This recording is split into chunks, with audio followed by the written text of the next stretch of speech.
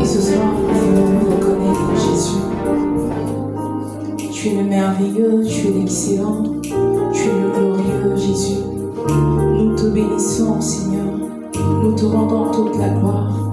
Merci pour l'opportunité, merci pour la grâce que tu nous donnes de nous tenir une fois de plus dans ta présence. Seigneur, ce soir, nous voulons prier et demander ta présence. Ne nous laisse pas, Seigneur, venir et ne pas te rencontrer. Ne nous laisse pas venir, Seigneur, et ne pas entrer là où tu es. Seigneur, nous voulons te rencontrer dans le lieu où tu es. Alors que nous sommes dans ta présence, Jésus, ne nous prive pas de toi, ne nous prive pas de ta présence. Nous te désirons, Jésus, nous te désirons, Saint-Esprit de Dieu. Nous te désirons, nous te désirons, nous te désirons. Asekante Brazil, tala onda braza tavos katema. Elemandu Brazil, kandila ina braha kamanda tavos katema. Eleskina braha ina bala sunda bala kunda broskete. La la la la la los kandeva la sika de broskete. La manto bria de broskete. Shana la la la la los kandeva. Ibrasi mantura kunda kana brande kana da broskete. Ebrezete ande ebrezete broskete. Izavina vala kunda brazata. Mantura tuna tuna sunta la inda broskete. Est-ce que quelqu'un peut prier ce soir et demander la grâce, demander la présence de Dieu? Jésus, nous ne voulons rien faire sans toi. Nous ne voulons rien faire sans toi. Nous ne voulons rien faire sans toi, Jésus.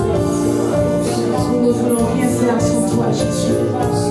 Nous avons besoin de toi. Nous avons besoin de toi, Jésus. Nous avons besoin de toi, Jésus. Nous avons besoin de toi, Jésus. Nous avons besoin de toi, Jésus. Viens nous porter, Saint-Esprit de Dieu. Viens prendre le contrôle.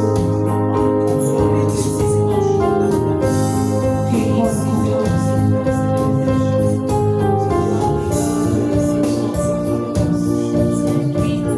Merci, Seigneur, de ta grâce. Seigneur, nous soumettons l'atmosphère à ton autorité. Nous soumettons nos cœurs, nos entendements à ton autorité. S'il te plaît, Jésus. S'il te plaît, Jésus. S'il te plaît, Jésus.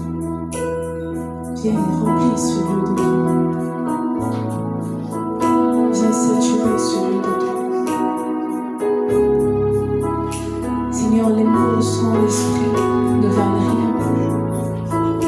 Nous voulons l'esprit. Nous voulons l'esprit. Nous voulons la présence de Dieu. Nous te voulons, Saint-Esprit de Dieu. Nous te voulons, Saint-Esprit. Nous te voulons, Saint-Esprit. Nous te voulons, Saint-Esprit. Ne nous laisse pas aller sans toi. Ne nous laisse pas faire sans toi. Viens et prends la place de toi. Viens et sois le maître. Viens et sois le roi. S'il te plaît, Saint-Esprit de Dieu. S'il te plaît, Saint-Esprit de Dieu. S'il te plaît, Saint-Esprit de Dieu. S'il te plaît, Jésus.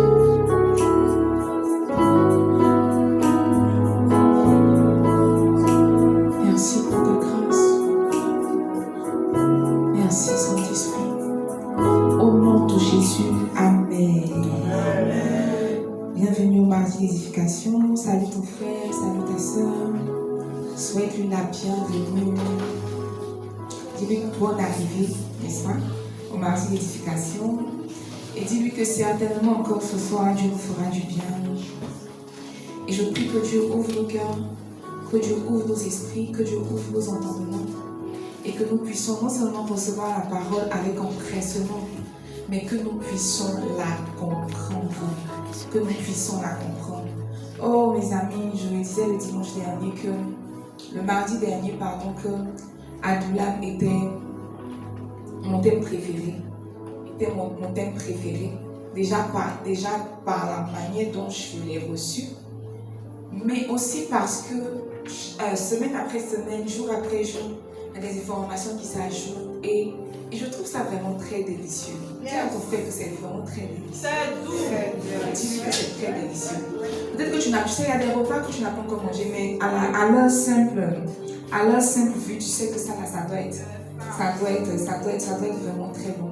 Un jour, on nous a invités et puis on est parti manger. C'était chez des Français. Ils nous ont invités pour aller manger et tout. Et moi, je me suis dit qu'ils allaient nous donner à manger. On est arrivé, ils nous ont servi sushi. Oh, sushi, c'est de la nourriture crue, emballée dans des feuilles d'algues. Et vous voyez, votre pasteur est ce qu'elle est. Je n'ai pas tenté. Je n'ai pas insisté. Quand j'ai pris la première bouchée, et puis j'ai goûté, j'ai dit que non, je n'ai pas mangé. Mais mon mari, c'est un actif, il s'est forcé. Il s'est forcé pour donner bonne figure à l'invitation, il s'est forcé, mais je n'ai pas mangé. Il y a des repas que tu vois là, ça ressemble à un repas, mais quand tu manges là, c'est pas un repas. Et puis il y a des repas que tu regardes, c'est pas un repas, mais quand tu manges, c'est un repas.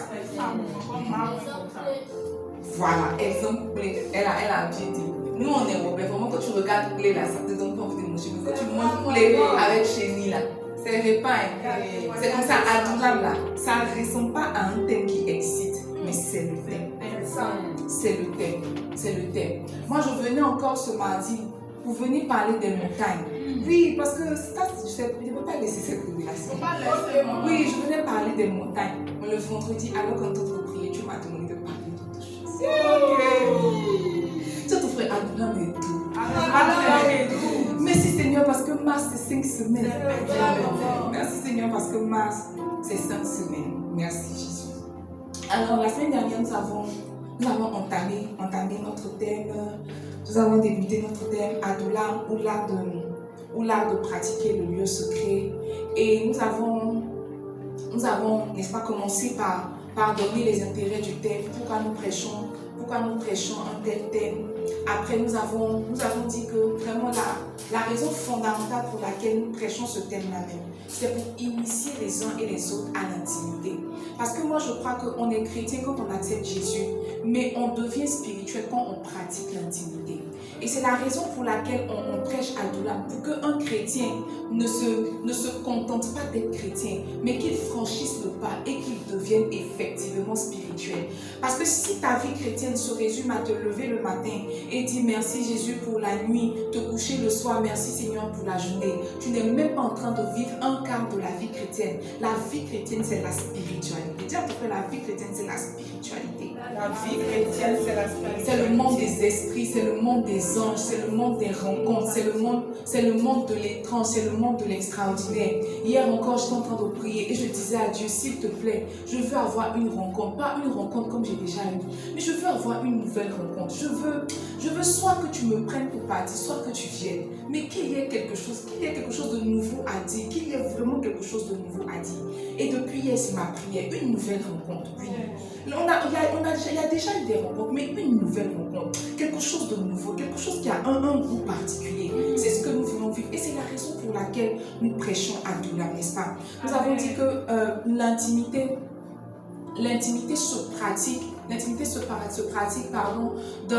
un certain cadre, mais aussi dans certaines dispositions. Et donc, c'est pour cela qu'on a parlé de secret, d'où le nom, d'où le terme secret. Et on a dit que le lieu secret, c'est le lieu où on se retrouve, n'est-ce pas, loin des hommes, le lieu dans lequel on se retrouve loin des hommes. Et le temps secret, c'est le moment pendant lequel on est loin des hommes. Et donc, quelqu'un qui pratique l'intimité doit vivre et le lieu secret et le temps secret. C'est ça, non? et le lieu secret et le temps secret. Et la semaine dernière, avant de nous quitter, nous avons dit comme ça qu'il existe différentes formes d'intimité et que les héros de la foi, nos dévanciers, ont vécu l'intimité avec Dieu, mais sous différentes formes. Et on a donné plus ou moins quelques modèles, quelques exemples. Et nous avons dit que parmi tous ces modèles-là, il y a un exemple que nous voulons étudier ce mois de mars, qui est un modèle que nous voulons étudier ce mois de mars, qui est celui de David. Nous voulons étudier l'intimité que Dieu et David ont pratiquée. Et c'est la raison pour laquelle nous avons donné le nom Adullam à notre thème. Maintenant, l'introduction ayant été faite, le rappel ayant été fait, rentrons dans le vif du sujet. Okay. Dis à ton frère Adullam. Adullam. Oui, dis-lui tu es Adullam. Alors mes amis, sachez que David est connu, tu peux baisser le piano s'il te plaît. David est connu pour sa grande pratique, pour sa profonde pratique de l'intimité. Oui, David est connu pour sa profonde pratique du lieu secret.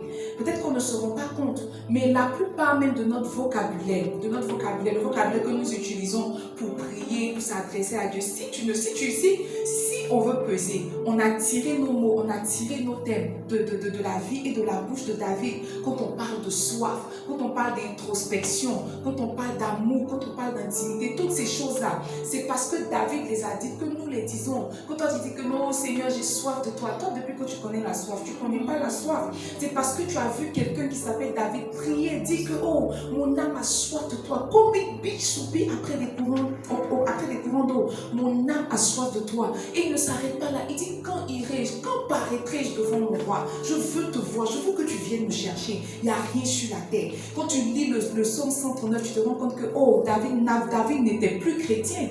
David était entré et il nageait dans la spiritualité. Il parle, dit Seigneur, tu me connais, tu sais quand je m'assieds, tu sais quand je me lève. La parole n'est même pas encore sur mes lèvres, que déjà tu la connais. Il parle, il dit une science aussi merveilleuse est loin de ma portée. Elle est trop élevée pour que je puisse la saisir. Où irai joindre de ta face, où me cache. Mes amis, c'est la beauté. C'est la beauté. La plupart des thèmes que nous utilisons pour prier, nous les avons tirés, n'est-ce pas, de David. Mais David aussi avait un lieu secret. Et son lieu secret s'appelait Adullam. David avait un haut lieu, un lieu où il pratiquait l'intimité, un temps, sinon des temps où il pratiquait l'intimité. Mais son plus haut lieu s'appelait Adullam. C'est à Adullam qu'il a rencontré Dieu différemment. C'est à Adullam qu'il a pratiqué l'intimité de manière différente. C'est ça, non? C'est à Adullam qu'il a vécu Dieu. C'est comme si Adullam a été un tournant décisif. Un tournant décisif de son histoire, de sa vie et de sa destinée. Amen. Amen. Amen. Alors notez que Adullam écrivait un peu d'histoire, c'est ça? Parce qu'il ne faut pas chanter oh Adullam, tu sais même pas c'est. Adullam est une ville cananéenne. Adullam est une ville cananéenne qui abritait en son sein une caverne. Donc vous voyez, ce n'est même pas Adullam. En fait, on dit Adullam comme ça parce que c'est le grand nom. Mais en réalité, le lieu où David pratiquait l'intimité s'appelle la caverne d'Adullam. Donc Adullam, c'est la ville. Mais le lieu où David s'est retrouvé pour pratiquer l'intimité, c'est la caverne. Donc Adullam abritait en son sein une caverne, n'est-ce pas? Et c'est dans cette caverne-là que David s'est réfugié lorsque Saül le persécutait, lorsque Saül voulait intenter à sa vie. Donne-moi 1 Samuel 22, le verset 1. La Bible dit que David partit de là et se sauva dans la caverne d'Adullam. Ses frères et toute la maison de son père la prit et descendit vers lui. Alors Saül voulait tuer David. Il voulait vraiment lui ôter la vie. Depuis le jour où les femmes ont chanté, Saül a tué 1000 et David a tué 10 000. À ce jour-là, Saül a pris la résolution que toi qui tues 10 000, tu ne vas pas rester sur la terre. Et depuis ce jour-là, il a persécuté David jusqu'à ce que Saül lui-même perde le souffle, perde la vie. Et la Bible dit que Saül persécutait tellement David qu'il s'est sauvé. Il s'est sauvé dans la caverne d'Adullam. Donc on réalise que Adullam même pour David, avant toute chose, était un lieu de refuge. Avant toute chose, Adullam pour David était un lieu de refuge. La Bible dit que David partit de là et se sauva. Il a sauvé sa vie, il a sauvé ses acquis, il a sauvé tout ce qu'il était en se cachant dans la caverne d'Adullam. Donc Adullam, avant toute chose, était un lieu de refuge pour David. Et c'est ce dont on va parler ce soir. Je veux qu'on parle de Adullam en tant que lieu de refuge. Je voulais parler de Adullam, le haut lieu, les montagnes. Mais commençons déjà par Adullam, le lieu de refuge. Parce qu'un philosophe nous a dit, si tu veux monter, il faut descendre. Alléluia. Amen. Donc nous parlons, n'est-ce pas, ce soir de Adullam, le lieu de refuge. Oui. Adullam, le lieu de refuge. Psaume 91, verset 2. David dit, je dis à l'Éternel, mon refuge et ma forteresse, mon Dieu en qui je me confie. Je dis à l'Éternel, mon refuge et ma forteresse, mon Dieu en qui je me confie. On peut regarder comme ça, on peut voir que David est parti se cacher, n'est-ce pas, dans une sorte de caverne, dans une sorte de forteresse. Et c'est cette forteresse-là qui s'appelait Adullam. Mais vous voyez, David dit dans le psaume 91 que, tu vois, peut-être que peut-être que je suis parti me réfugier à Adullam. Mais tu vois, c'est toi que j'appelle mon refuge. C'est toi que j'appelle ma forteresse. C'est toi le Dieu en qui je me confie. Donc quand David était en train de fuir Saül et qu'il est parti se cacher à Adullam, en réalité, ce n'était pas à Adullam qu'il était parti se cacher. Il était parti se cacher dans son refuge et dans sa forteresse qui est Dieu. Maintenant, sauf que le Dieu de la forteresse, le Dieu du refuge, l'attendait à Adullam. Yes. L'attendait à Adullam. Je veux que tu demandes à ton frère, où est-ce que tu as rendez-vous avec ton Dieu? Demande-lui doucement, où est-ce que tu as rendez-vous avec ton Dieu? Il dit, je dis à l'Éternel, mon refuge et ma forteresse, mon Dieu en qui je me confie. Vous voyez, David fuyait Saül. David fuyait Saül. Mais vous voyez, laissez-moi vous parler de Saül. Parle-nous, maman. Laissez-moi vous parler de Saül. Parle-nous. Oui, laissez-moi vous parler de Saül. Qui était Saül? Saül était le premier roi d'Israël. Le tout premier roi d'Israël. Et vous voyez, Dieu est un Dieu qui ne joue pas avec ce qui est premier. David était le premier roi d'Israël. Mais il n'était pas que le premier roi d'Israël. Il était le mentor et l'employeur de David. C'est-à-dire que quand Saül partait à la guerre, la Bible dit que David portait ses armes. C'était son porteur d'armes. Mais quand Saül aussi était tourmenté par un mauvais esprit venu de l'Éternel, la Bible dit que David jouait de sa harpe et le mauvais esprit qui tourmentait Saül, n'est-ce pas, le quittait. Donc Saül était et le mentor dans la guerre de David, mais et aussi son employeur, parce qu'il jouait pour lui et puis l'esprit malin le quittait moyennant une certaine rémunération. Mais Saül n'était pas que ça pour David. Saül était aussi le beau-père de David. Parce que la Bible dit que quand il a tué Goliath, on lui a donné la fille de Saül. Sinon, Saül lui a donné sa fille en récompense. Donc la fille de Saül, c'était Michal. Donc Saül aussi était le beau-père. C'est ça, non? Était le beau-père de David. Mais Saül n'était pas que ça. En plus d'être son mentor, en plus d'être son employeur, en plus d'être le premier roi d'Israël, Saül était le père de son meilleur ami, comment il s'appelle? Jonathan. Saül était le père, c'est ça, non, de son meilleur ami Jonathan. Mes amis, je me suis assise et j'ai réfléchi. Je me suis demandé, pourquoi est-ce que David pouvait fuir devant Saül? Pourquoi? Au cas où vous l'aurez oublié, quand la Bible parle de David, la Bible parle de quelqu'un qui n'a jamais perdu de combat. La Bible parle de quelqu'un qui a déchiré la bouche de l'ours, qui a déchiré la bouche du lion, n'est-ce pas, pour arracher ses brebis et tuer l'adversaire, prendre ses brebis et retourner à son métier de berger. Donc vous voyez, Saül comparé à Goliath n'était rien du tout. Saül comparé à l'ours et le lion n'était rien du tout. Mais la Bible dit que quand Saül voulait intenter à la vie de David, David a fui. David pouvait se dresser avec tout son droit, avec tous ses droits. Il pouvait se dresser pour dire que Saül, tu m'as tellement cherché. Aujourd'hui te voici, me voici. Battons-nous. Battons-nous, n'est-ce pas? Mais la Bible dit que chaque fois que David a eu l'occasion de porter atteinte à la vie de Saül, David ne l'a pas fait. Au contraire, il a toujours fui devant Saül. Et je me suis posé la question de savoir pourquoi. Demande à ton frère pourquoi. Demande-lui pourquoi. Demande-lui pourquoi. Oh, Dieu m'a parlé. Moi aussi. Dieu m'a parlé. Dieu m'a parlé.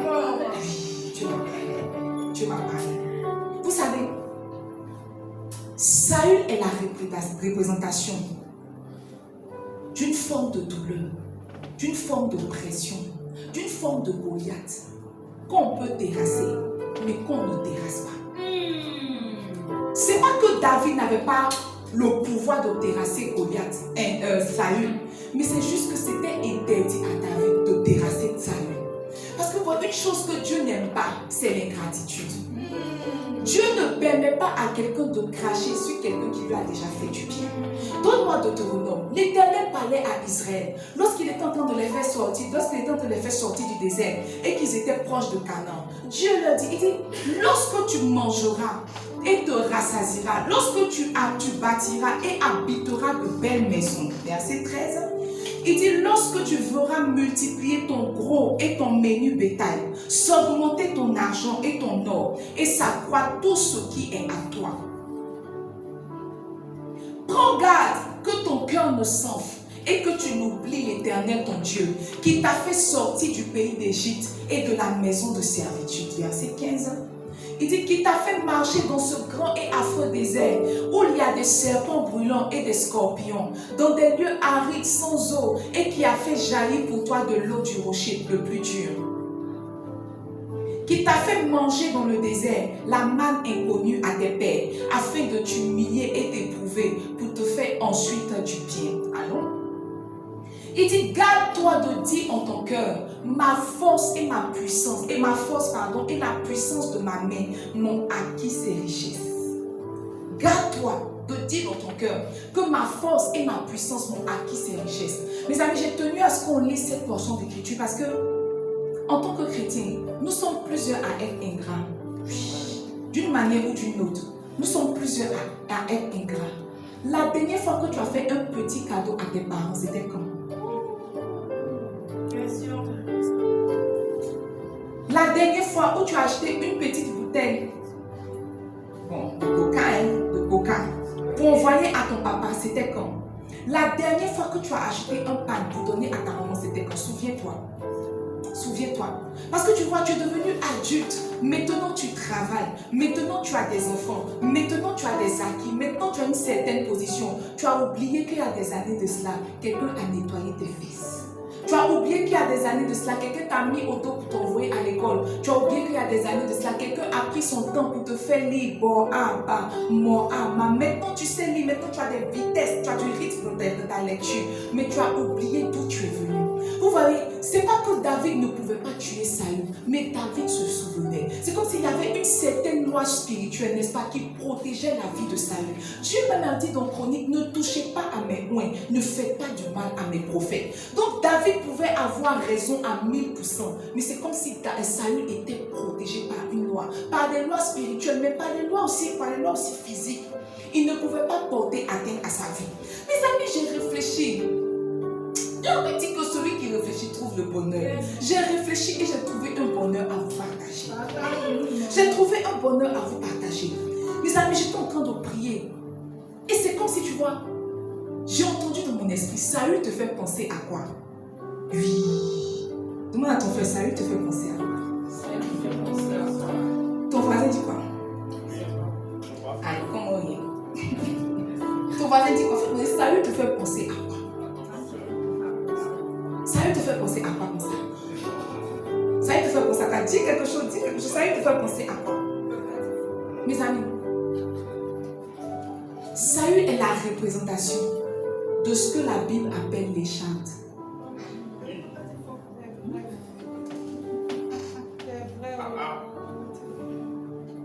Saül est la représentation de ce que la Bible appelle les chartes. Mes amis, les chartes est une forme d'oppression, est une forme de douleur. l'écharpe est une forme de mal-être. C'est une forme de dérangement. C'est une chose que tu ne maîtrises pas, qui te fait beaucoup de mal, qui est prêt à te tuer, dont Dieu peut te délivrer, mais duquel il ne te délivre pas. Dieu pouvait délivrer David de Saül. David même a dit à Saül, il dit que le roi, je n'ai pas besoin de ton armure. Quand un ours venait vers moi, prends ma brebis, moi David, je courais après lui. J'arrachais ma brebis de sa gueule, je la sécurisais, je tuais l'ours. Et puis maintenant, il termine par dire que le Dieu qui m'a délivré de l'ours et du lion me délivrera aussi de Goliath. Si Dieu peut le délivrer de Goliath, c'est que Dieu peut le délivrer de Saül. Mais tu vois, Dieu voyait Saül essayer de tuer David, mais Dieu n'a jamais empêché Saül de tuer David. Si David s'était mal placé, il allait mourir, on allait l'enterrer. Et puis l'histoire allait continuer. C'est comme si Saül est l'image, est la représentation de ce qu'on appelle l'écharpe. L'écharpe est une plaie, est une douleur que tu as, dont Dieu peut te délivrer, mais qu'il prend plaisir à te voir porter. Qu'il prend plaisir à te voir porter. Pourquoi? Pas parce que notre Dieu est un mauvais Dieu. Parce que vous voyez, c'est l'écharpe qui conduit dans le lieu secret. C'est fort le soir là. Parce que c'est l'écharpe qui conduit dans le lieu secret. Mes amis, il n'y aurait jamais eu Adullam si Saül ne poursuivait pas David. Non, il n'y aurait pas eu. Le gars même, il a fait son premier exploit. Ils ont commencé à chanter la Dieu digne. Imaginez sa vie. Il avait quand même épousé la fille du roi. David n'était pas un petit garçon en Israël. Il avait quand même épousé la fille du roi. C'était le meilleur ami du prince. Et quand il a tué Goliath, on lui a donné des terres et on a affranchi sa famille. Sa famille ne payait plus d'impôts en Israël. Donc David n'était pas n'importe qui. Ses frères même étaient dans l'armée. Donc tu vois, David il avait une certaine position. Il n'y a rien qui pouvait le pousser à aller à Adullam. Absolument rien. Il n'y a rien qui pouvait pousser David à aller à Adullam. Or, Dieu l'y attendait. Alors, qu'est-ce que Dieu va faire? Dieu va susciter dans le cœur de Saül le désir de vouloir le tuer. Le désir de vouloir le tuer. David fuit, David fuit, David fuit, David fuit. Il se rend compte qu'il est en train de fuir, mais sa finalité c'est Adullam. David même a dit, il dit que où irai-je loin de ta face? Quand je dis que je m'en vais à gauche, tu es là-bas, à droite, tu es là-bas. Ou je dis que je vais me cacher dans les ténèbres deviennent lumière. Mes amis, peu importe comment vous allez vous placer, Dieu vous attend à un carrefour, vous allez y passer. Il n'y a personne qui manque le carrefour de Dieu. Il n'y a pas quelqu'un qui manque le rendez-vous de Dieu. La Bible dit que un homme appelé Saul de Tarse, il s'est levé, il dit il va accomplir son ministère. Il était en train de marcher, il avait toutes les lettres signées par le Sanhédrin. Il partait comme ça à Damas pour finir avec la vie des chrétiens. La dit qu'il partait. Et puis arrivé un moment où, sur le chemin, il entend Saul, pourquoi me persécutes-tu? Il dit, c'est qui, Seigneur? Là, tu me connais. Il dit, c'est qui, Seigneur? Il dit, oui, je suis Jésus que tu persécutes. D'abord, on va commencer par te frapper d'aveuglement. Maintenant, tu vois, rentre dans ce lieu. Il y a un homme là-bas qui t'y attend. Il s'appelle Ananias. Là-bas, il va te dire tout ce dont tu as besoin pour continuer ton chemin. Mes amis, le lieu secret, là, c'est un passage obligatoire. Maintenant, tu vois, de gré ou de force, tu vas y aller. De gré ou de force, tu vas y aller. Je n'ai pas vu. Sinon, je ne connais pas beaucoup de chrétiens qui vont d'eux-mêmes dans le lieu secret. C'est la raison pour laquelle Dieu est obligé d'utiliser les chartes. C'est parce qu'il y a eu l'épisode Saül que David est allé à Adullam. C'est parce qu'il y avait stérilité que Anne partait chaque année à Silo. C'est parce que Jézabel le poursuivait que Élie s'est retrouvé sur le mont Horeb. S'il n'y a pas Saül, s'il n'y a pas les chartes, il n'y a pas Adullam, il n'y a pas le lieu secret. C'est comme si les chartes est ce qui enfante le lieu secret. En d'autres termes, si un enfant de Dieu n'a pas des chartes, il lui sera difficile d'avoir un lieu secret. La raison pour laquelle tu ne pratiques pas l'intimité, c'est parce qu'il n'y a rien qui te presse encore.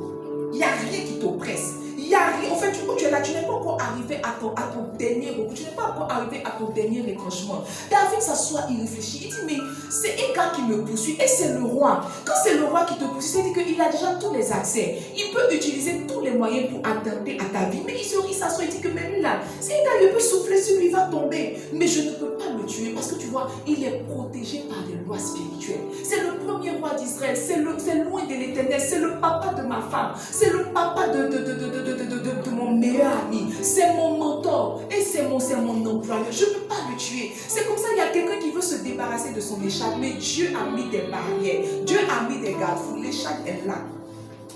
Dis à ton frère, l'écharpe est là. Dis à ton frère, l'écharpe est là. Dis-lui, l'écharpe est là. L'écharpe est là, oh, l'écharpe est là, l'écharpe est là. L'écharpe est divinement orchestrée par Dieu pour te pousser dans le lieu secret. Laisse-moi te parler de l'écharpe. Laisse-moi te parler de l'écharpe. Moi, je crois, après analyse, réflexion et prière, que le lieu secret est un passage obligatoire. Oui, David avait déjà tué tous ses lions. Oui, David mangeait déjà à la table du roi. Oui, David avait déjà porté les vêtements et les attributs de Jonathan. Oui, David dormait avec la fille du roi. Il avait déjà accompli des exploits. Mais quand vous regardez tous les exploits que David a accomplis, on se rend compte que c'était un Dieu qu'il avait rencontré, le Dieu même. Il avait rencontré le Dieu même. Il avait rencontré le Dieu qui fait. Il avait rencontré le Dieu qui donne l'onction.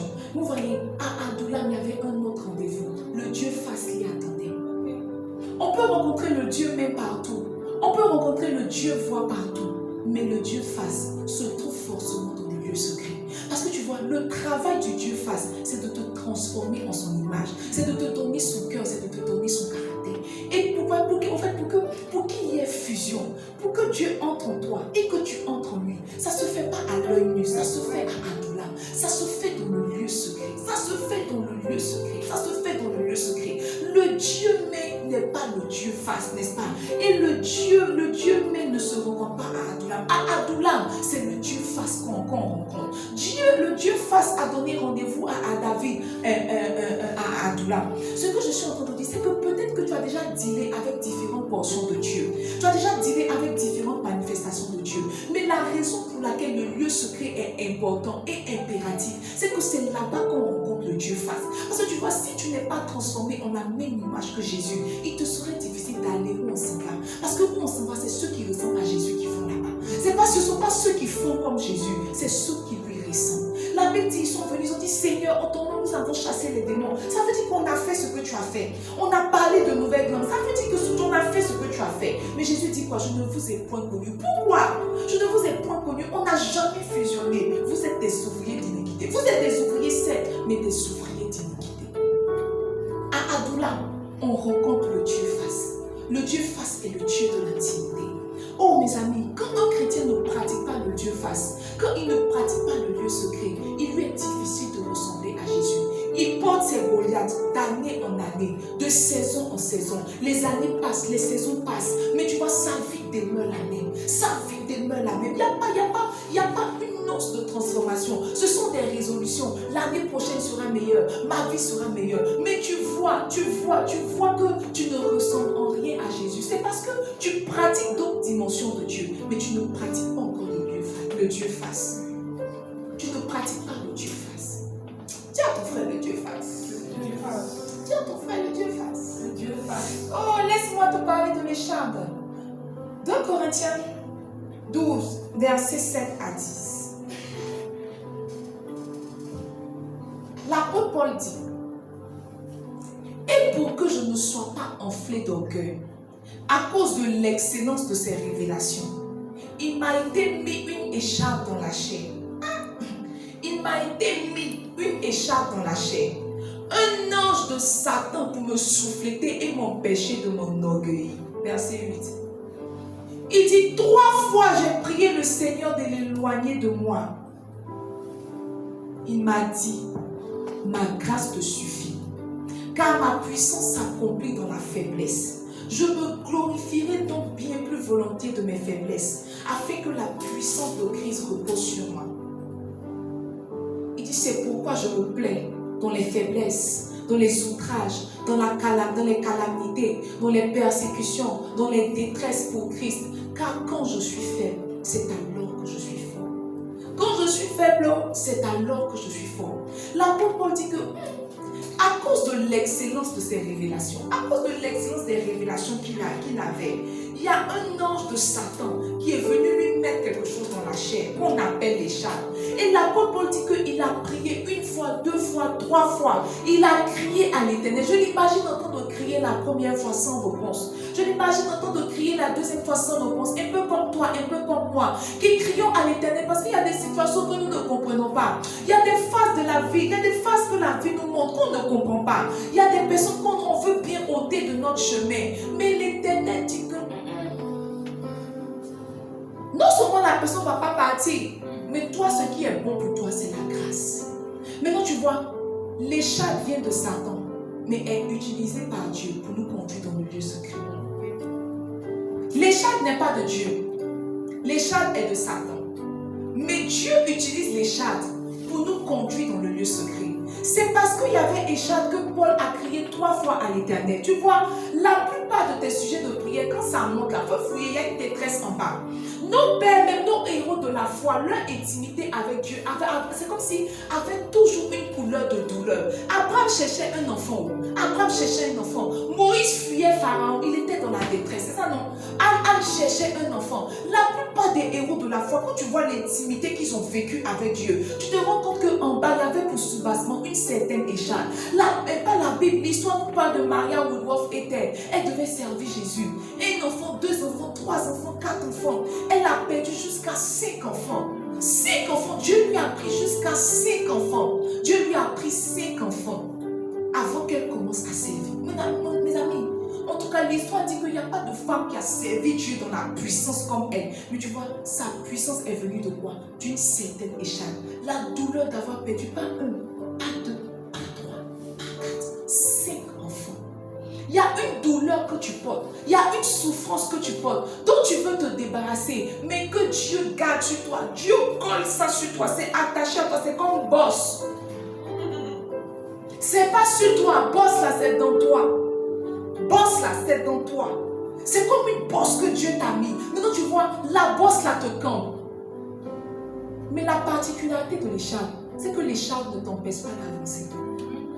Les amis, l'écharpe ne t'empêche pas d'avancer. Ce que Dieu nous apprend à travers l'écharpe, c'est que tu vois, le chrétien n'a pas besoin de ses compétences, le chrétien n'a pas besoin de ses capacités, le chrétien a besoin de grâce. Il dit 3 fois j'ai crié à l'Éternel, il m'a répondu, ma grâce te suffit. C'est comme si c'est seulement la grâce qui est habilitée à suffire. C'est juste la grâce. Il dit ma grâce te suffit. Car tu vois, ma puissance s'accomplit dans ta faiblesse. C'est comme si tant qu'un homme n'est pas encore devenu faible, Dieu ne peut pas commencer à travailler. Comme tant qu'un homme n'est pas devenu vulnérable, Dieu ne peut pas commencer à travailler. La preuve, la Bible dit qu'il vient rencontrer Jacob. Il se bat l'enfant là. Il se bat l'enfant là. Il se bat avec lui quand l'enfant a dit que non, j'en ai marre. Je ne te laisse pas partir tant que tu ne changes pas mon nom. Maintenant, l'idée géniale que Dieu trouve à faire, c'est qu'il casse l'envoiture de sa hanche. Et maintenant, Jacob commence à boiter, il lui donne une canne. Mais quand vous analysez bien la vie de Jacob là, son plus grand problème, c'était sa mobilité. C'était sa mobilité. Quand Dieu est venu le rencontrer, il a cassé sa mobilité. Maintenant, il lui a donné une canne. Il est devenu dépendant. Dieu n'a jamais voulu que ses enfants soient indépendants. Jamais. Mes amis, j'ai lu ma Bible. Dieu n'a jamais voulu que ses enfants soient indépendants. Quand Adam est devenu indépendant, il dit, mais toi qui t'as appris que tu es nul. Qui t'a dit ça? Qui t'a dit? Il y a des informations que tu as de toi. Dieu te demande qui t'a dit. Qui t'a dit? Il demande à Adam, qui t'a dit que tu es nul? Qui t'a dit que tu es nul? Tu es nul jusqu'à tu as une idée de prendre feuille de figuier pour coudre jupe pour toi et puis ta femme, pour vous cacher. Pour vous cacher. Il dit, la question qui se demande, c'est qui t'a appris? Il y a des informations qui sont rentrées dans ton système. Dieu te demande qui t'a appris. Maintenant, tu vois, c'est dans le lieu secret qu'on enlève ces informations et qu'on te donne les bonnes informations. Qu'on te donne les bonnes informations. La plupart d'entre nous n'est pas en train de vivre la vie que Dieu a prévue. Non. La plupart d'entre nous n'est même pas au niveau que Dieu a prévu pour lui. Mais tu vois, tu ne pratiques pas le lieu secret. C'est à Adulam que Dieu a appris à connaître, et que David a appris à connaître Dieu. Et voyez, plus nous connaissons Dieu, mieux nous nous connaissons nous-mêmes. C'est comme si la présence de Dieu est un miroir. Quand tu vois Dieu, tu commences à te voir.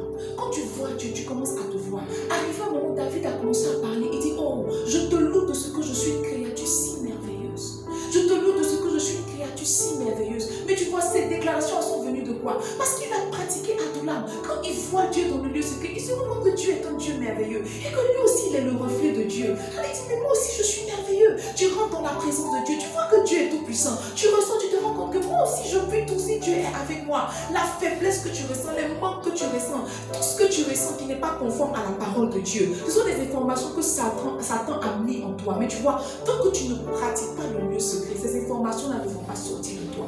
Qui t'a appelé adultère? Qui t'a appelé stérile? Qui t'a appelé enfant non désiré? Qui t'a donné ces informations? Qui t'a appelé mal aimé? Qui t'a dit ces choses-là de toi? Qui t'a dit c'est Satan? Tant que tu ne pratiques pas le lieu secret, ces choses-là ne vont pas sortir. Ils ont enlevé le voiture de la hanche de Jacob pour qu'il dépende de Dieu. En soi, l'écharpe n'est même pas pour nous tuer. L'écharpe est pour nous rendre dépendants de Dieu. Dieu veut que tu dépendes de lui. Dieu veut que chaque fois que tu es dos au mur, ton premier réflexe, tu vois, quand tu n'as pas d'argent, j'avais ce problème-là avant. Il y a 2 ou 3 années de cela, j'avais ce problème-là. Dès que mon argent commençait à finir, la première personne à qui je pensais, c'était mon pater. Je me disais, mon argent est en train de finir. Attends, je vais appeler ce monsieur. Dès que j'avais un problème, la première personne à qui je pensais, c'était mon pater. Mes amis, dans tous mes documents, quand on a mis contact d'urgence là, n'y réfléchissez pas, c'est mon pater. Tous mes contacts d'urgence, c'est mon pater. Même avant-hier, quand on m'a demandé, monsieur, c'est le numéro de qui? J'ai dit, mais c'est le numéro de mon pater. C'est le numéro de mon. C'est comme si toute ma confiance, toute mon assurance était dans le fait qu'il soit là.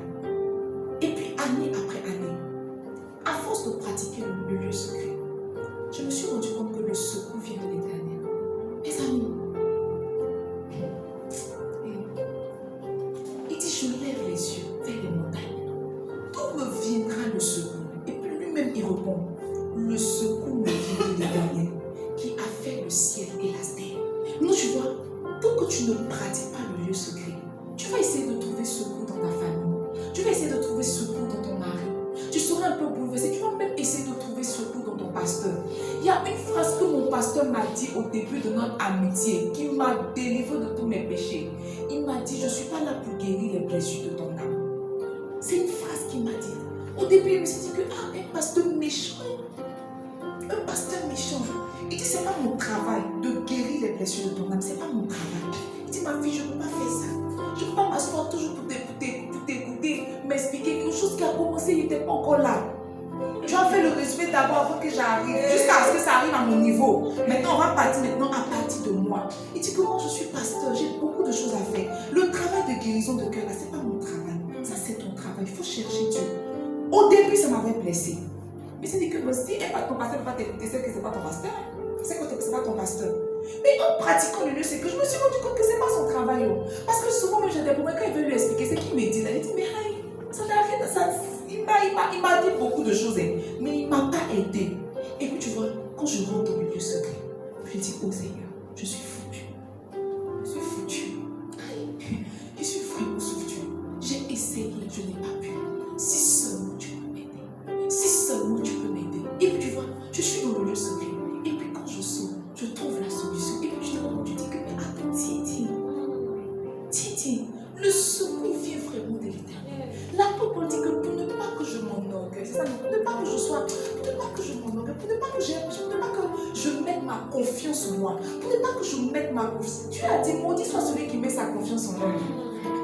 Maudit soit, c'est une malédiction d'avoir pour appui un homme. Peu importe, mari, enfant, femme, je ne sais pas, conjoint, peu importe la personne. À partir du moment où ta confiance commence à se mettre sur une personne, tu es maudit. Si ta confiance est dans ton travail, tu es maudit. Si tu penses que c'est parce que tu travailles que tu manges, tu es maudit. Et tu vois, tu travailles, tu as l'argent, mais tu es maudit. Maudit soit celui qui se confie en l'homme. Le lieu secret, c'est comme si l'écharpe est faite pour nous pousser dans le lieu secret. Il dit, j'ai crié à l'Éternel. Il y a une situation qui arrive dans ta vie. Tu sais que tu ne peux pas enlever, mais tu ne peux pas porter aussi, c'est lourd. Quand Jésus savait qu'il s'approchait de la croix, il a dit qu'il était oppressé. L'idée géniale qu'il a eue, c'était d'aller se trouver dans le lieu secret. Là-bas, il a commencé à parler. Il a dit, Père, s'il te plaît, si tu peux de moi cette coupe. Si tu peux éloigner de moi cette coupe. La Bible n'a pas dit que Dieu a envoyé des anges pour l'aider à porter sa croix.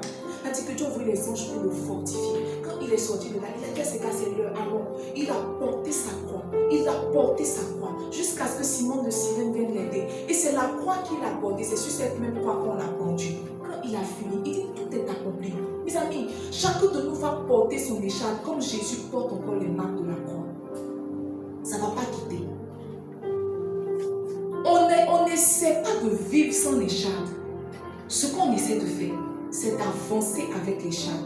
Pas parce qu'on est fort, mais parce que la grâce nous suffit.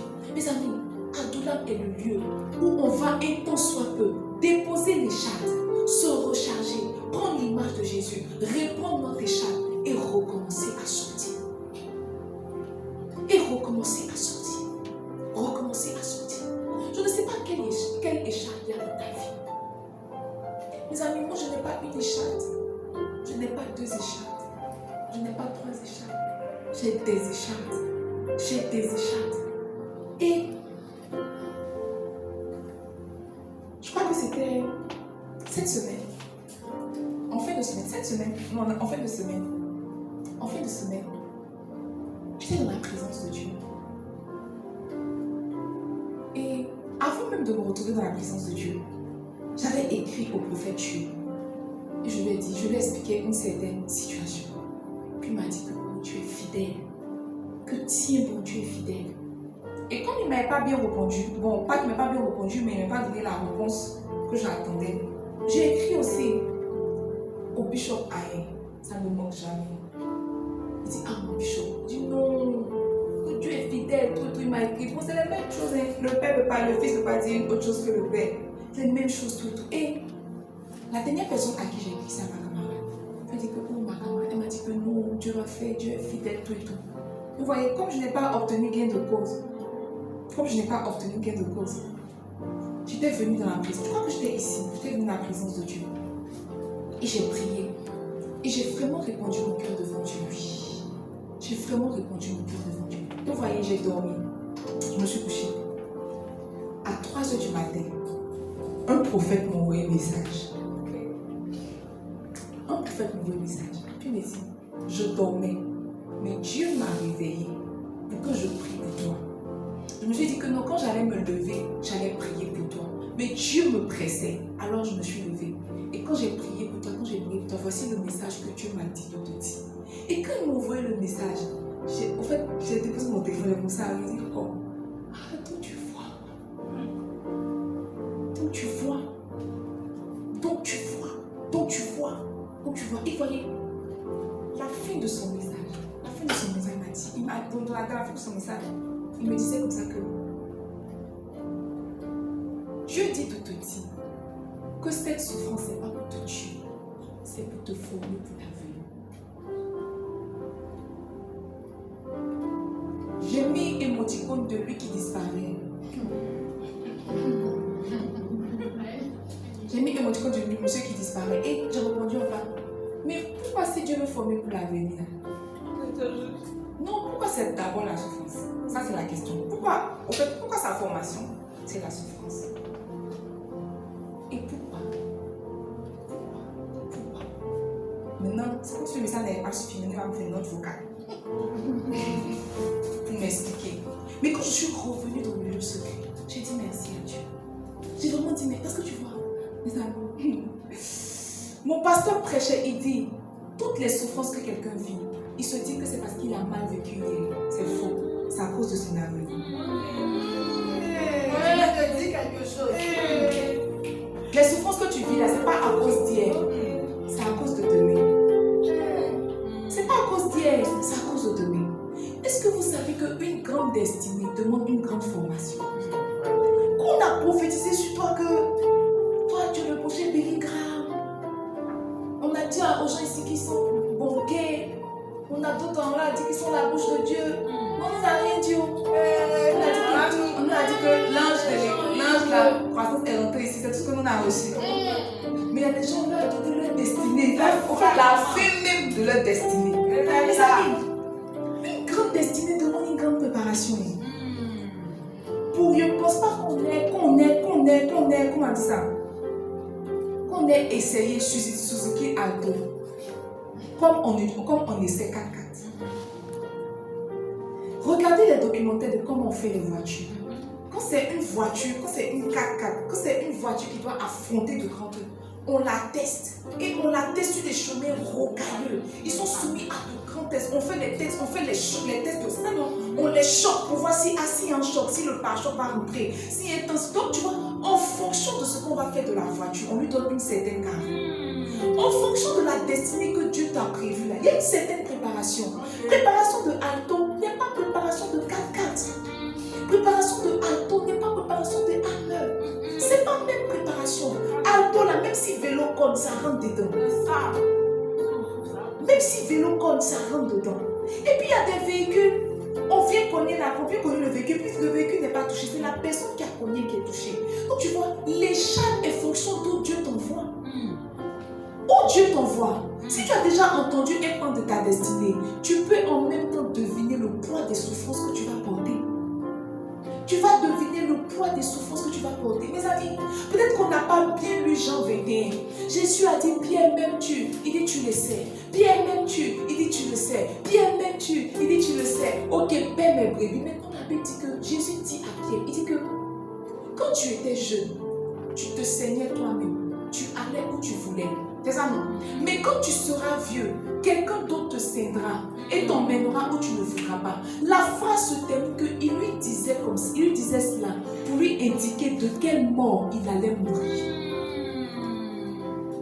En même temps qu'il a eu son appel, en même temps qu'il a il dit cela pour indiquer par quelle mort Pierre glorifierait Dieu. Vous savez que la manière dont Pierre allait mourir là, c'est dedans Dieu allait tirer sa gloire. Maintenant, les historiens disent que Pierre est mort à l'envers. Ils ont crucifié Pierre inversement, c'est ça non? Inversement à comment on a crucifié Jésus. Donc la tête de Pierre était en haut. Non, ses pieds étaient en haut, sa tête était en bas. Mais tu vois, quand Dieu regarde Pierre mourir comme ça, la Bible dit qu'il est glorifié. Quand Dieu te voit porter ton écharpe comme ça, le ciel est dans la joie. Et le ciel ne comprend pas pourquoi tu pleures pour que l'écharpe soit ôtée. Parce que c'est l'écharpe qui envoie la fête au ciel. Et toi tu dis que non, on n'a qu'à t'enlever ce qui envoie la fête au ciel. Ça ne quittera pas. Il dit 3 fois j'ai crié, il m'a dit que ma grâce te suffit. Parce que tu vois, ma puissance entre en jeu quand toi tu deviens faible. Tout ce qui te rend faible est l'opportunité de Dieu de rentrer dans ton histoire. Regarde, dans quel domaine de ta vie tu constates les faiblesses? C'est là-bas que Dieu veut commencer à travailler. Remarque, dans quel domaine de ta vie? La plupart même des domaines de la vie où on a des difficultés, ça nous indique ce que Dieu veut faire avec nous. Mes amis, si tu es quelqu'un qui a beaucoup le cœur brisé, ton ministère sera un ministère de cœur brisé. C'est faux. C'est faux. Si tu vois quelqu'un qui a beaucoup de problèmes de foyer, il ne faut pas réfléchir. Dans quelques années, elle va conseiller les mariés. Ah, j'étais comme ça, j'étais comme toi. Mais je ne me suis pas laissé faire. Et puis la personne m'a dit que non, je n'en peux plus. Tu as dit que oh, moi, je n'ai pas en plus. Je n'ai pas en plus. Moi aussi, je n'ai pas pu. Mais tu vois, ça ne m'a pas tué. Ça ne m'a pas tué. L'écharpe n'a pas tué Paul. Lisez la Bible, l'écharpe n'a pas tué Paul. Et quand tu vois même que l'écharpe même est sécurisée par Dieu, là dit que Paul était arrivé quelque part à Malte, et puis une vipère, c'est ça non? Une vipère l'a tué. Il a fait comme ça, la vipère est quittée. Mais l'écharpe là, fait comme ça quitte pas. Fait comme ça quitte pas. Il prie Dieu, ça quitte pas. Ça quitte pas. Ce que je veux dire, c'est que tu pries mal en voulant te débarrasser de ton écharpe. L'écharpe est le passeport pour le lieu secret. Quand David a sauvé sa vie et qu'il est arrivé à Adoula, il dit qu'il est resté là-bas. Hier, j'ai continué l'histoire. Il dit qu'il est sorti d'Adoula, il allait confier ses parents au roi, j'ai oublié son nom, et puis il est revenu à Adoula. C'est Adoula qui composait ses sons. Adoula qui composait ses sons. S'il n'y avait pas Adoula, il n'y aurait pas eu les sons. S'il n'y avait pas Adoula, il n'y aurait pas eu ça. S'il n'y avait pas Adoula, il n'y aurait pas eu ça. Mais qu'est-ce qu'il a conduit à Adoula? C'est l'écharpe. Toutes les fois où tu veux te débarrasser de ton écharpe, c'est comme si tu veux empêcher Dieu de t'attirer dans le lieu secret. Tu veux empêcher Dieu de t'attirer dans le lieu secret. Tu veux empêcher Dieu de t'attirer dans le lieu secret. quelqu'un souffre, son premier réflexe devrait être d'aller dans le lieu secret. Pour dire Jésus, oh, combien de fois j'ai mal? Combien de fois j'ai mal? Combien de fois j'ai mal? Jésus arrive à Gethsémani. Il dit, si tu peux enlever de moi, si tu peux enlever de moi. Mais non, n'enlève pas, c'est pour ça que je suis venue sur la terre. En soi, même tu rentres, tu sais que ça va pas, c'est pas pour te sauver. Mais c'est comme s'il y a une certaine consolation, une certaine amitié, une certaine couverture. C'est ce qu'on appelle comment on dit koinonia en français, communion, c'est ça non? C'est ce qu'on appelle communion. Vous êtes dedans. Et en fait, il y a des comment je vais dire? Il y a des transferts qui se font, qui ne sont pas visibles à l'œil nu. Mais c'est quand tu sors du lieu secret que tu te rends compte que oh, j'ai pris quelque chose. J'ai pris un peu plus d'endurance. J'ai pris un peu plus d'assurance. J'ai pris un peu plus de force. J'ai pris un peu plus. J'ai pris un peu plus. Les amis, s'il n'y a pas d'échade, il n'y a pas de lieu secret. Et ce soir, je veux encourager quelqu'un ici. Je veux encourager quelqu'un. Nos souffrances, nos douleurs ne vont pas nous quitter. Non, ne vont pas nous quitter. Il a dit que le peuple d'Israël sortait de l'Égypte. De l'Égypte à Canaan, ils devaient juste marcher 40 jours. Dieu a dit que non, 40 jours c'est trop petit. Laissons-les faire 40 ans. 40 jours c'est trop peu pour les éduquer. Laissons-les faire 40 ans. Vous voyez, c'était pas éloigné. Mais il a dit que Dieu les fait. C'est comme si Dieu les faisait tourner sur eux. Tu es là, tu as l'impression de tourner sur toi-même. Tu es en train de t'éduquer. Quand il parlait, il dit que je fais ça pourquoi? Pour enlever ce qui n'est pas de moi du tout. Pour enlever. Le temps que tu te rends compte, le temps que tu arrives à Canaan, tout est quitté. Et tu vois que tu es sorti. Mais ça fait quand David est sorti du lieu secret, il n'était pas le même. On va en parler les mardis à venir. Le David qui est rentré dans le lieu secret, et puis le David qui est sorti du lieu secret, n'était pas le même David. C'est quand tu te rends compte que la prière même ne vaut rien en dehors du lieu secret. J'ai appris, la dernière fois je disais à mon mari que je n'aime plus prier Dieu. Je n'aime plus être avec Dieu quand les gens sont là. Je lui ai dit que je n'aime plus. Je ne prends plus plaisir. Je ne prends plus plaisir à prier quand les gens sont là. Je n'aime plus. Parce que je me suis rendu compte que la prière même n'a de sens que dans le lieu secret. La prière n'a de sens que dans le lieu secret. La prière n'a de sens que dans le lieu secret.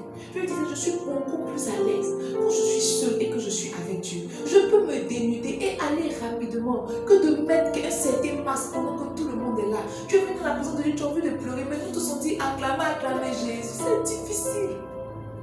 Tu es venu pleurer, mais on dit d'acclamer. Qu'est-ce que tu as fait? Tu as acclamé.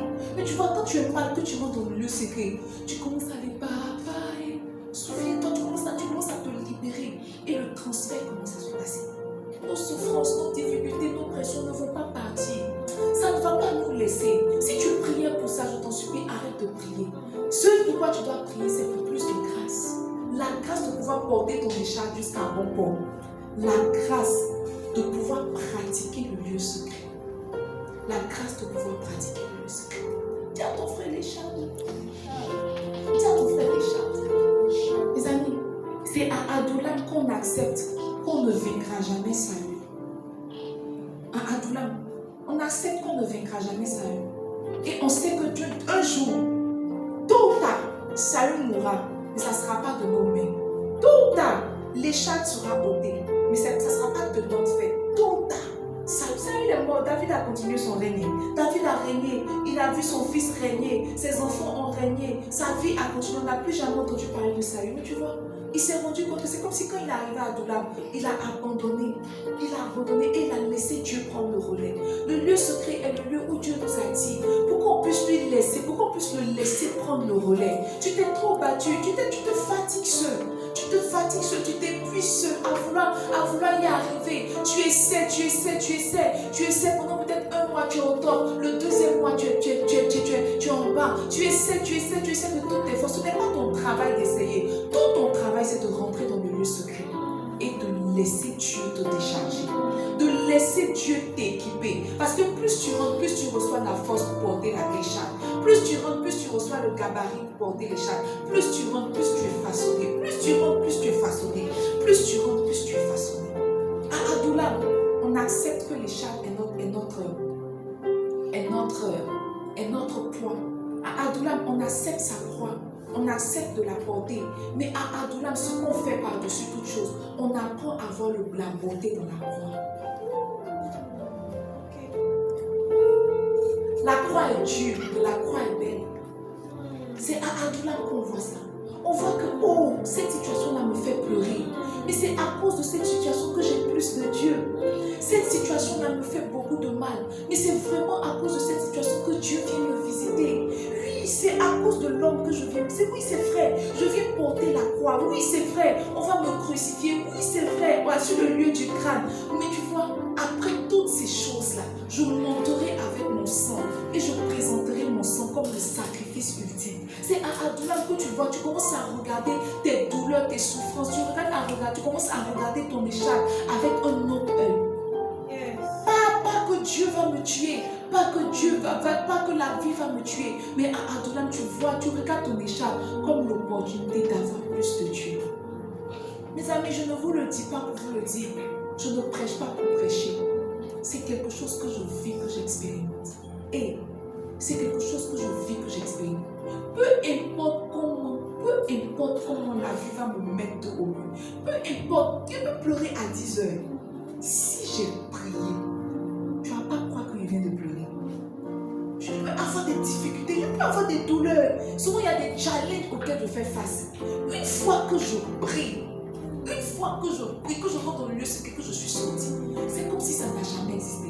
Pas que ça n'a jamais existé, mais c'est comme si à Adoulam, on déstresse. À Adoulam, on est déchargé. Il dit, venez à moi. Pas venez à vos frères. Venez à moi. Vous qui êtes fatigués et chargés. C'est parce que Dieu savait qu'il y a quelque chose qui allait nous fatiguer. Venez. Vous qui êtes fatigués et chargés. Je vais vous faire quoi? Je vais vous donner du repos. Le repos est à Adoulam. Yes. Le repos est à Adoulam. Bill Wright a dit le repos, c'est pas dormir, c'est quoi? Demeurer dans sa présence. C'est pas repos, c'est pas aller dormir. Il y a deux ou trois semaines, mes amis, je sentais comme une maladie dans mon corps. Mais je vous dis, je vous parle d'une maladie. En fait, je sentais comme une doute. Je n'arrivais pas à vous, je ne sais pas comment je vais vous expliquer. Une maladie dans mon corps. Et je prenais des médicaments. Et puis, vous voyez, et je me suis assise, j'ai dit, mais Seigneur, regarde mon âge. Si je continue comme ça, je vais bousiller mon foie. Je vais bousiller mon foie. Parce que je suis tellement fatiguée et j'ai tellement de pression que je suis obligée de prendre des trucs pour me doper, pour tenir. Mais regarde mon âge. Si tu m'appelles à un grand ministère, je ne vais pas arriver au bout. Je ne vais pas arriver, mon foie dans ce truc. Que, tu vois, je suis dans ta présence. Et je te fais la promesse de ne plus prendre de médicaments. Plus jamais. Plus prendre de médicaments. Plus jamais. Je ne vais plus prendre de médicaments. Mais si la Bible dit que tu guéris, je veux expérimenter. C'est vrai, on a dit que Dieu guérit. Comment il a été appelé pour les gens étaient guéris? C'est ça, non? Mais je veux expérimenter. Et les premiers jours, les premières semaines, c'était pas facile. Non. J'avais l'impression que je n'avais pas été exaucée. Parce que c'est comme si la douleur s'amplifiait. Et j'avais beaucoup de mal à me lever. Mais j'ai dit à Dieu, soit la maladie va m'emporter, soit tu vas me guérir. Mais je ne peux pas continuer comme ça. Je suis une jeune fille pour me gaver de médicaments. J'étais arrivée au point où je pouvais prendre 8 Ibex par jour. J'allais mourir. Vous voyez, je ne me suis pas rendu compte de quand.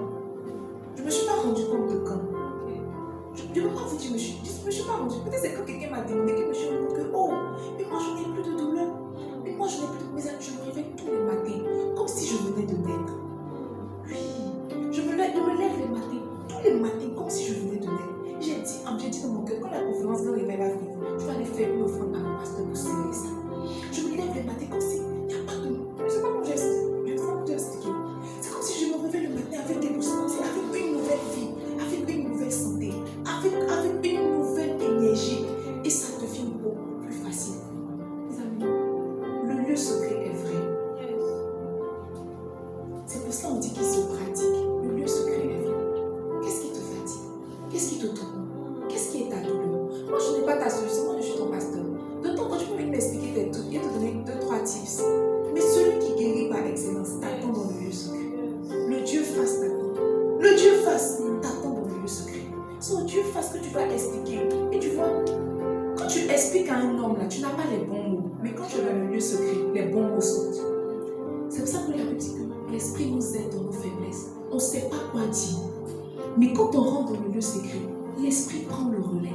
Il commence à dire les bonnes choses. Peut-être que ce qu'on raisonne, on n'arrive pas à mettre les mots. Mais quand l'esprit prend le relais, il dit la chose exacte. Lui qui sonde les profondeurs de Dieu, nous sonde aussi. Il voit ce qui est de Dieu qui nous manque. Et il voit aussi ce qui est en nous qui doit partir. Et dans le lieu, c'est comme s'il fait la transaction. Ce qui doit quitter, quitte. Ce qui doit rentrer, rentre. Tu sors.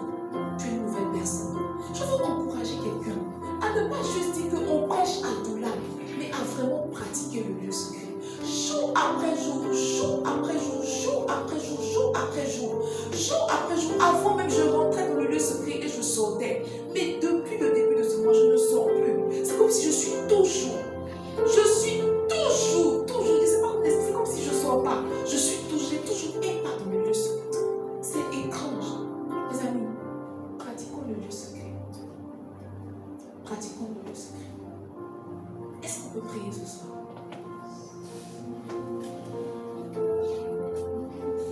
Est-ce qu'on peut prier ce soir? Est-ce qu'on peut prier ce soir? Le lieu secret est l'endroit, n'est-ce pas, où l'on dépose pour un moment sa croix et où l'on reçoit la fortification de Dieu. Et peut-être qu'on parle de lieu secret, tu entends le thème, ça te plaît, ça t'excite, mais tu n'as pas encore eu l'opportunité de vraiment entrer, de vraiment faire la rencontre là. Et ce soir, je veux que tu pries. Seigneur, ne laisse pas ce thème fini, sans que moi aussi je ne puisse cultiver le lieu secret. Je dis oui à mon écharpe. Je dis oui à comment tu veux m'éduquer. Seigneur, il n'y a aucun enfant qui choisit le mode d'éducation. C'est le parent qui choisit. Et c'est toi, mieux que quiconque, qui sait ce qui est bon pour nous. S'il te plaît de nous éduquer par les chattes, s'il te plaît de nous attirer à toi par les chattes, alors Seigneur, nous disons oui. Nous disons oui à toutes nos faiblesses. Nous disons oui à tout ce qui nous fait pleurer. Nous disons oui à tout ce que nous ne comprenons pas. À tout ce devant quoi notre intelligence bug. Nous disons oui. Si seulement c'est ta volonté, laisse-la s'accomplir dans ma vie. Seigneur, je dis oui, je dis oui, je dis oui, je dis oui, Seigneur. Je dis oui à l'écharpe. Peu importe son nom, peu importe son poids, peu importe sa couleur, peu importe le domaine dans lequel elle s'établit, je dis oui, Seigneur. Si elle peut tracer le chemin vers toi, si elle peut conduire mon cœur dans ta présence, je dis oui à mon écharpe. Seigneur, je veux cultiver le lieu secret. Je comprends que sans salut, il n'y aurait pas eu Adulam. Et Seigneur, j'accepte aussi que sans mon écharpe, il n'y aurait pas de toi et moi. Sans ces situations, sans ces difficultés, il n'y aurait pas de toi et moi. Ton objectif, c'est qu'il y ait toi et moi. C'est qu'il y ait toi et moi. Les gens ont prié Dieu d'Abraham, d'Isaac et de Jacob. Mais le Dieu d'Abraham a bâti une relation avec Abraham. Le Dieu d'Isaac a bâti une relation avec Isaac. Et le Dieu de Jacob a bâti une relation avec Jacob. C'est la raison pour laquelle on dit que tu es leur Dieu. Et moi aussi, je veux bâtir une relation avec toi. Qu'on dise le Dieu de Marina, qu'on dise le Dieu de la restauration. Seigneur, je sais que les relations ne se bâtissent pas sur la place publique. Alors laisse-moi entrer dans le lieu secret, dans le lieu où je suis loin des hommes et dans le lieu dans lequel je suis le plus proche de toi. Là où il n'y a pas de barrière, là où il n'y a pas de limite, là où je suis nu, là où tu te montres à moi tel que tu es, là où tu te montres à moi tel que tu es, là où je me montre à toi tel que je suis, sans artifice, Seigneur. Je veux cultiver le lieu secret, je veux avoir mes temps d'intimité, je veux être avec toi. Seigneur, que ça ne soit pas qu'un message, je veux le vivre, je veux le pratiquer, je veux le vivre, je veux le pratiquer.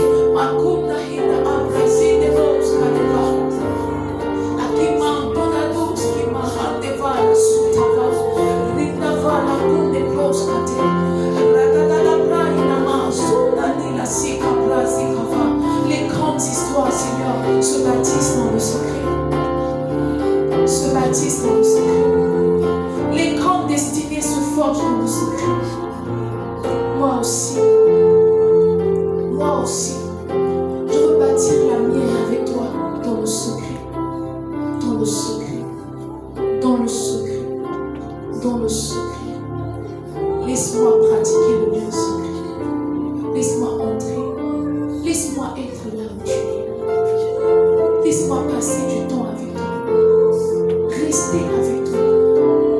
Rester là où tu es. Te laisser me transformer. Laisser ta présence me donner ton image. Laisser ta présence me donner ton caractère. Laisser ta présence enlever mes incertitudes. Enlever mes incapacités. Enlever mes manquements. Mon mauvais caractère. Mon mauvais cœur. Seigneur, je veux laisser ta présence me transformer. Je veux rentrer là où tu es et rester. Et rester, Jésus. C'est la prière de mon cœur, Seigneur. Ce mois de mars, nous voulons pratiquer le lieu secret. Nous voulons pratiquer le lieu secret. Oui, Seigneur, l'écharpe fait mal. Oui, Seigneur, l'écharpe est douloureuse. Et souvent, on peut dire comme Jésus, mon Père, pourquoi m'as-tu abandonné? Mais Seigneur, c'est la foi. Mais Seigneur, c'est la foi. Ce sont tes méthodes. Ce sont tes pratiques. Nous sommes venus les trouver. Laisse-nous donc les pratiquer. Oh Jésus, laisse-nous être avec toi. Laisse-nous être avec nous. Laisse-nous trouver le lieu où tu nous attends. Laisse-nous pratiquer le lieu secret. C'est la prière de nos cœurs ce soir. Merci pour ta grâce. Merci pour ce merveilleux moment. Je veux prier pour mon frère, je veux prier pour ma soeur. Quelqu'un, Seigneur, qui s'était laissé, Seigneur, appesantir par le poids de l'écharpe. Je prie que tu le soutiennes, que tu la soutiennes. Même quand Jésus portait sa croix, tu as envoyé, Seigneur, Simon de Cyrène pour l'aider. Aide-le, aide-la. Aide-le, aide-la. Tu es le Dieu qui aide les hommes. Aide-nous à y arriver. Aide-nous sans dispute. Merci pour ta grâce. Merci pour ta présence. Merci pour ta présence. Pour ta présence qui console. Pour ta présence qui fortifie. Pour ta présence qui console. Pour ta présence qui fortifie. Isaïe dit que tu augmentes la vigueur de celui qui est tombé en défaillance. Parce que nous nous confions en toi, renouvelle nos forces. Laisse-nous porter nos poids. Laisse-nous porter nos fardeaux. Et avancer sur le chemin de nos destinées. Merci parce que ta grâce nous suffit.